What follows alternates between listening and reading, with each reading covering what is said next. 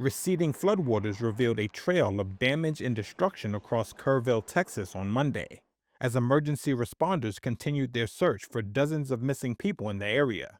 Kerrville's mayor, Joe Herring Jr., spoke to reporters at a briefing Monday morning. This will be a rough week. Primary search continues, and we remain hopeful every foot, every mile, every bend of the river. The death toll from Friday's catastrophic flooding surpassed 100 people on Monday, according to several media reports, and officials said they expected it to rise. At least 27 campers and counselors from Camp Mystic were among those who perished. Officials said several others were still missing from the nearly century-old Christian girls' retreat, which rests on the banks of the Guadalupe River.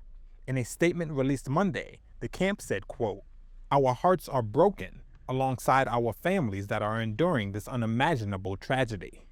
In Kingsland, Texas, this time-lapse footage taken by an eyewitness shows raging floodwaters rising over a causeway, completely submerging it in the span of a few minutes. Some experts questioned whether cuts to the federal workforce by the Trump administration made it harder for officials to accurately predict the severity of the floods and issue appropriate warnings ahead of the storm. Republican Texas Senator Ted Cruz addressed the issue on Monday.